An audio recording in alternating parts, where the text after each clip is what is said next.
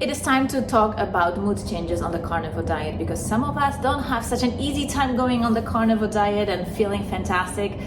Sometimes it is quite a struggle before it gets better.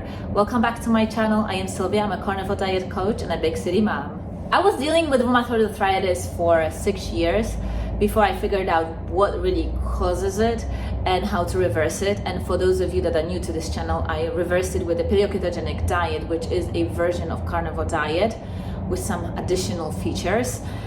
And one thing that I missed completely about my condition was that it was also associated with really bad depressed mood.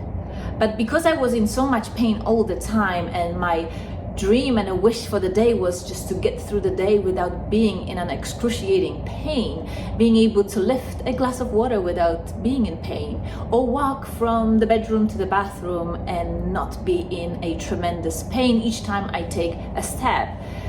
So my mood was never my priority. I never really paid attention to it. And I only noticed how bad my mood was when it finally lifted on the carnivore diet. But it took a really long time to be on the carnivore diet before I noticed that my mood would improve. It was quite the opposite to the many testimonials that we hear that, I was 1 week into the carnivore diet and I felt amazing and everything. My mood was fantastic and I could take on the world. It wasn't like this for me at all. I was struggling with a bad mood for a really long time. And going on the carnivore diet initially actually made it worse, because I had to quit coffee, and coffee was this little pick-me-up that was somewhat lifting my mood. Quitting coffee worsened my mood on top of it being bad already.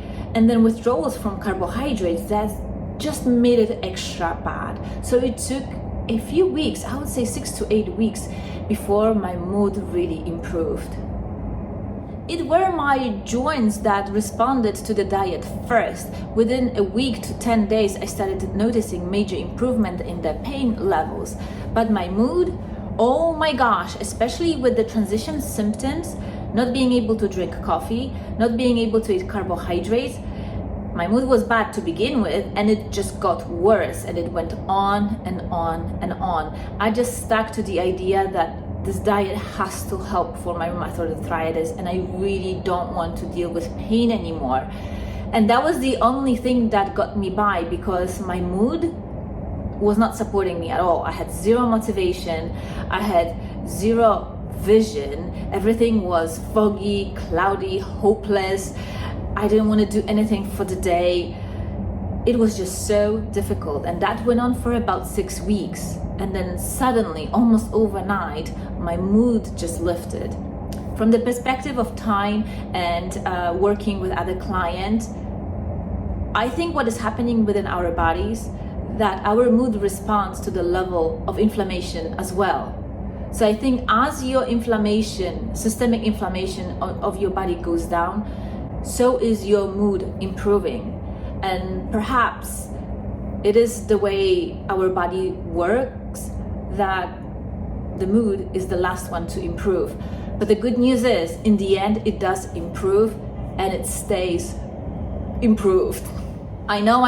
There are so many different videos out there of people giving testimonials to the carnivore diet and how fantastic it makes them feel and how fantastic their mood is. But for those of us with history of autoimmunity, this doesn't always happen this way. The transition is unusually tough, and it takes a really long time for our mood to improve. But the good news is the mood improves. It just doesn't happen instantaneously like for other people.